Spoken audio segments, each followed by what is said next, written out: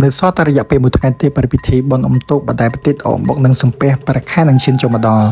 ហើយយើងពិតជាមានអារម្មណ៍សោកស្ដាយដែលយើងអាខានការប្រពៃពិធីនៅរាជធានីពេញក៏ប៉ុន្តែទៅតាមបណ្ដាខេត្តពិសេសវត្តតាមស្រុកគឺយើងនៅប្រពៃពិធីធម្មតា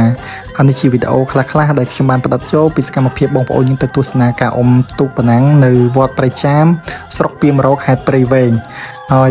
ចង់និយាយថាទុកចូលរួមអុំបណ្ដាសម្រាប់ឆ្នាំនេះទាំងទុកចូលរួមទាំងអ្នកគ្រប់គ្រងគឺច្រើនខុសប្លែកពីសព100ឆ្នាំដែលខ្ញុំបានទៅទស្សនាហើយបងប្អូនយើងស្រុកទលេឲ្យទៅថាដល់ខែនេះការជួបជុំពិភាក្សាបងភឿនមិត្តភ័ក្តិឲ្យទៅថាជួបជុំគ្នាអត់ដែលមានរឿងអីក្រៅពីរឿងពិភាក្សារឿងទុក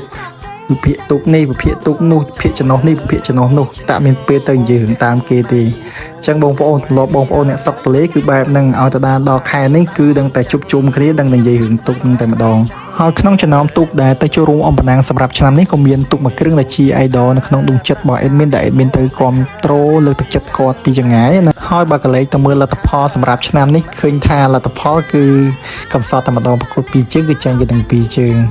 តែទោះបីជាលទ្ធផលបែបណាក៏ដោយក៏យើងមិន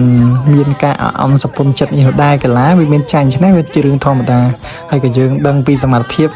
កម្រិតនៃទូករបស់យើងដែរ